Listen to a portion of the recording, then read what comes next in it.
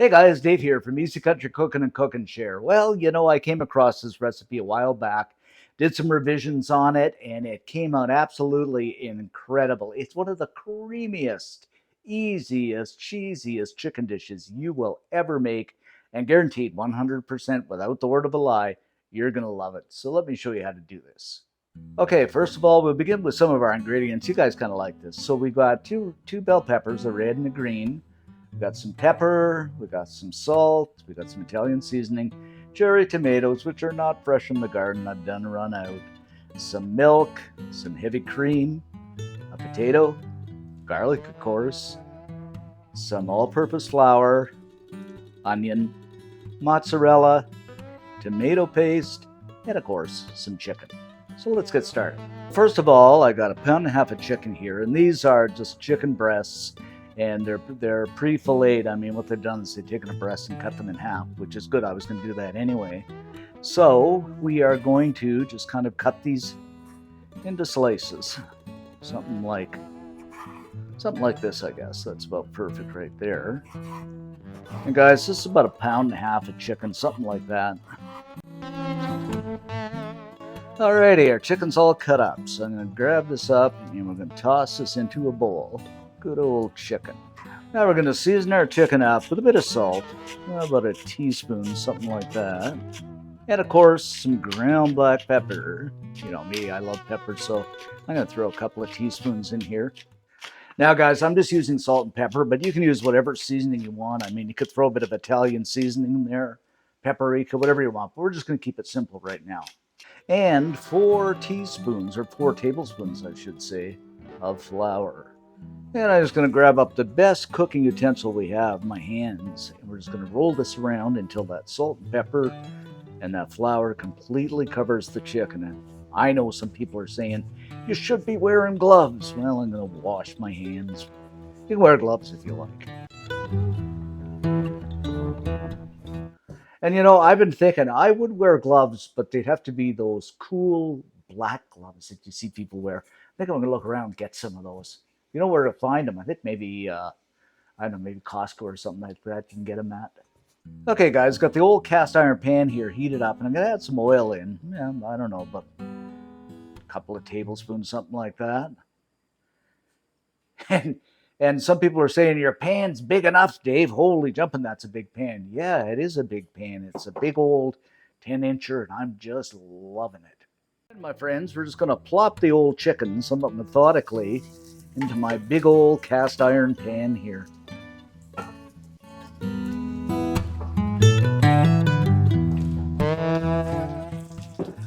I'll get this a bit spread out. Now we're just going to fry this up, guys. I guess for about 4 minutes or something, 4 or 5 minutes on each side, just until it's cooked through and browned up. It should brown up nicely with that flour. And speaking of cast iron pans and cooking, I went out last weekend and I cooked some menudo on the open fire over some maple, and oh, it was so good.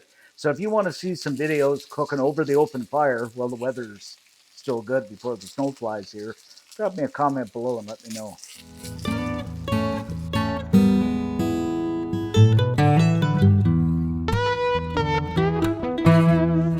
Now I'm going to flip these over periodically here because that flour is really browning up nicely, and that's one of the purposes behind the flour, to get a nice cook on this. Look at this one, guys. Getting excited here. I don't know how you can get excited over chicken cooking, but anyway.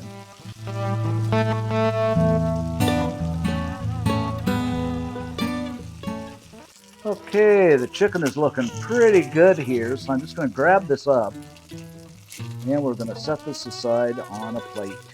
You don't want to overcook this chicken because it gets really rubbery if you do. Okay guys, this time we're going to grab up our bell peppers, the red and the green. Like I say, my garden is depleted, so I had to buy these at the store. So we'll just go ahead and chop a cheek off there and just slice this up. Now I'm going to dice it too because I want it to cook faster. Something like this. And of course, we're going to chop the old green one up too.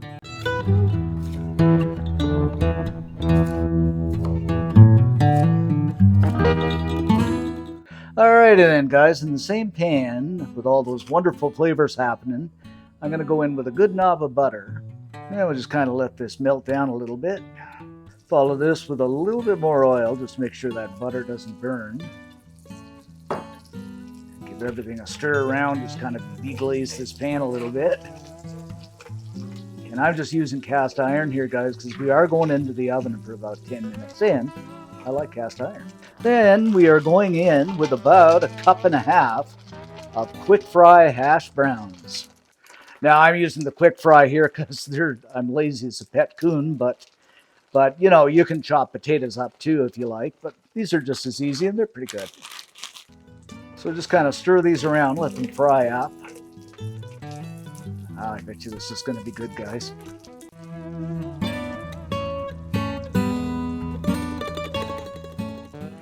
Now, I've just got a little story to share with you here. Reading through the comments, and don't get me wrong, I absolutely love comments. I try to reply to every one of them. But somebody made the comment that he said milk instead of milk, and that's absolutely disgusting. Well, guys, you know, when I say taters, I mean potatoes. When I say maters, I mean tomatoes. So when I say milk, I mean milk. I'm just joking. So my response to comments like that are just, what else can we say? Leave a comment below. Let me know what you think. While those taters are frying, see, I said taters again. I'm just going to grab up some cherry tomatoes, and we're just going to chop these up because we're going to add them in. And again, sadly enough, my friends, these are not from the garden. They must be from some greenhouse somewhere where somebody just brushed along in a machine and plucked them off the vine.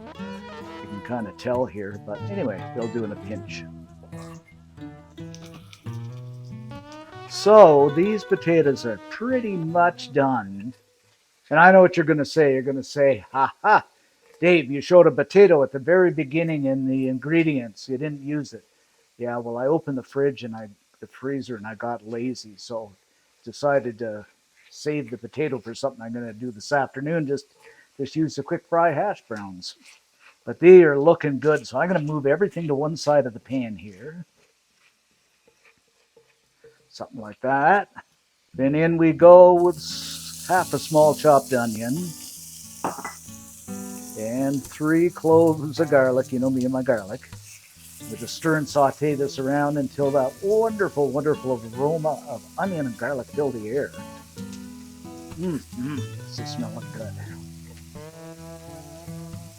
After a couple of minutes, I'm going to go in with those red and green bell peppers.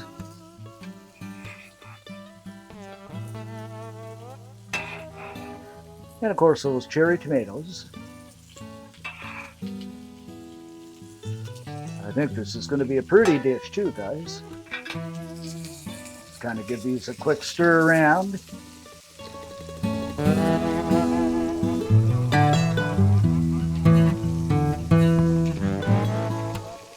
And we'll mix everything together here. Now I think you can kind of see the plan coming together. Okay, a couple of tablespoons, good heaping tablespoons of tomato paste, and this is gonna make everything nice, maybe a little more, maybe 2.5, 3. This is make everything nice and red and rich and thicken things up. Of course, mix that around till it covers. Oh.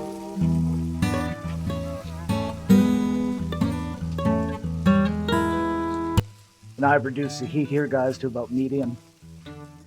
Now, 3/4 cup of heavy cream. And I'm going to combine this with about 3/4 cup of good old, as I always say, milk. Season things up with a bit of salt. Some ground black pepper. And like I say, I always go heavy on the pepper. And you can always go with white pepper too. And a couple of teaspoons of good old Italiano or Italian seasoning. And this has got everything in it, I mean. everything you'd ever want anyway. Now give everything a mix together.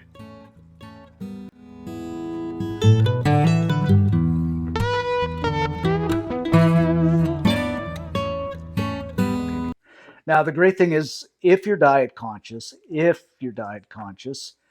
can cut back on the heavy cream, or you could just go with tomato sauce, tomato puree, or diced tomatoes, whatever you like. You could leave the cream out, but I just want that nice creamy texture. This is going to be so good. And just get in here and have a look, guys. This is looking really, really good and creamy. Oh, and it is smelling dandy fantastic.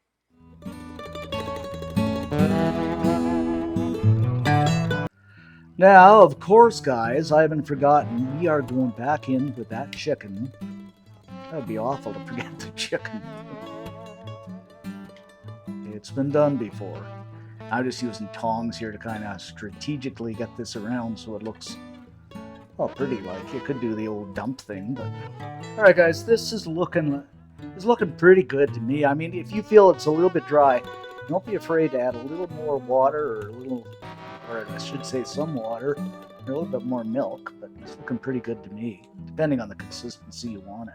And we're just going to let this simmer away, maybe for about 5 or 10 minutes. Now, my friends, I am going to go over the top with some gooey, well, it will be gooey mozzarella. Now, this is totally optional, but I think it's going to be so good. But if you're quite happy and you don't want those extra calories, go ahead and leave the mozzarella out. Just to melt this down, guys, I'm going to go into the oven for about 5 or 10 minutes. After about 5 minutes, guys, we are done, and this is looking good.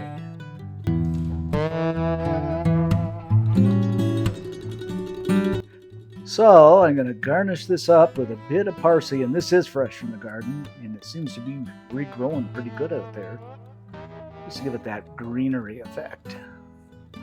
And there you have it, our creamy, rich, absolutely incredible chicken. Oh, you are going to love this, guys. Alrighty, my friends, let's grab some up here. And just look at this cheesy, creamy, rich chicken goodness. All right, let's give this a try, guys.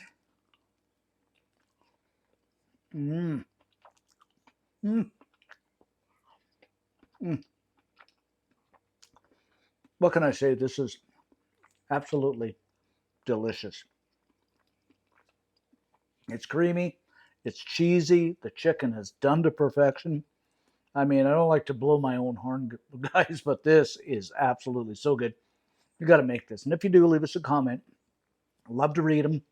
And most of all, like and subscribe because it does help the channel out. Thanks for watching, guys. Stay safe. And I'm going to have more, and we'll catch you next time.